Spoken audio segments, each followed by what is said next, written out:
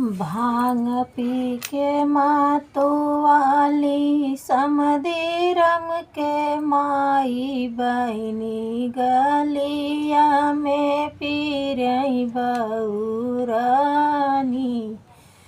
हाँ सीताराम से भजो अरे गलिया में फिरनी बहुरानी। हाँ सीताराम से भजो। मतली मातली गाइन भैया रम कैसे जिया हो। मतली मातली गाइन भैया रम कैसे जिया यार सूतल मरदा जगाई। हाँ सीताराम से भजो अरे सूतल मरदा जगाई।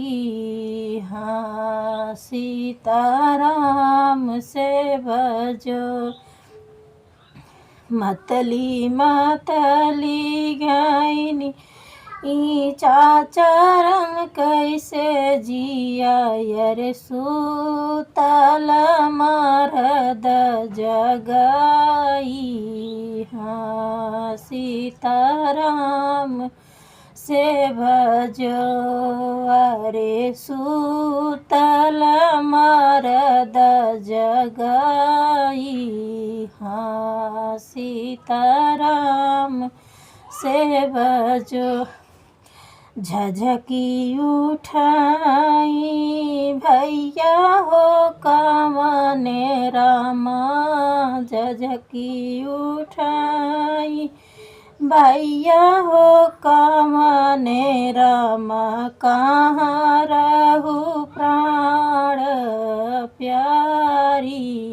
हाँ सीताराम से भजो।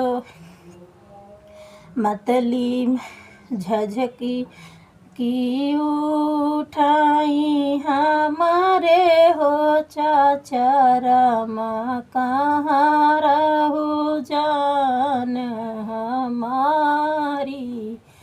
हाँ सीताराम से भजो अरे कहाँ रहू प्रिय हमारी। हाँ सीताराम से भजो। भांग पी के रस पी के मातोवाली दुल्हे रम के दीदी अरे गलिया में शोर मचाई। हाँ सीताराम।